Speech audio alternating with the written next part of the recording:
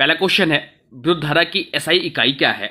विद्युत धारा की एसआई इकाई क्या है? वोल्ट होता है, एम्पियर होता है, ओम होता है या वाट होता है?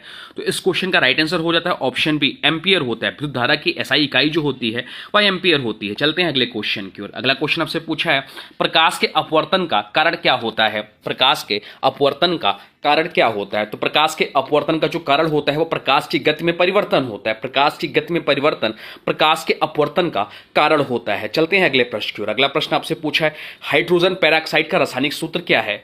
हाइड्रोजन पेरोक्साइड का रासायनिक सूत्र क्या है? H2O होता है, H2O2 होता है, HO होता है या S2 होता है? तो इस क्वेश्चन का राइट आंसर हो जाएगा ऑप्शन बी, H2O2 होता है हाइड्रोजन पेरोक्साइड का रासायनिक सूत्र। चलते हैं अगले प्रश्न की ओर। अगला प्रश्न आपसे पूछा है, कोशिका का शक्तिग्रह किसे कहा जाता है? कोशिका का शक्तिग्रह किसे कहा जाता है? तो कोशिका का शक्तिग्रह जो कहा जाता है वो माइटोकॉन्ड्रिया को कहा जाता है। तो राइट आंसर हो जाएगा ऑप्शन सी, माइटोकॉन्ड्रिया को कोशिका का शक्तिग्रह कहा जाता है। चलते हैं अगले प्रश्न की ओर। अगला प्रश्न आपसे पूछा है, परमाणु संख्या 20 वाले तत्व का नाम क्या है? परमाणु संख्या 20 वाले तत्व का नाम क्या है? तो इस क्वेश्चन का जो राइट आंसर हो जाएगा वो हो जाएगा ऑप्शन है कैल्शियम। कैल्शियम परमाणु संख्या 20 वाले तत्व का नाम है। चलते हैं अगले प्रश्न की ओर। अगला प्रश्न आपसे पूछा है, ट्रांजिस्टर का उपयोग किस में होता है?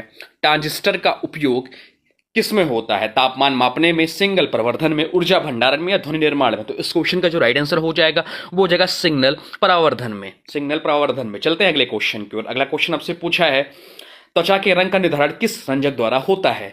त्वचा के रंग का निर्धारण किस रंजक द्वारा होता है? कैरोटीन, हेमोग्लोबिन, मेलानिन या एल्ब्यूमिन? तो इसका राइट आंसर हो जाएगा ऑप्शन सी, मेलानिन जो होता है त्वचा के रंग का निर्धारण का रंजक होता है। चलते हैं अगले क्वेश्चन की ओर। अगला क्वेश्चन आपसे पूछा है, अम्ल वर्षा किस गैस के कारण होता है?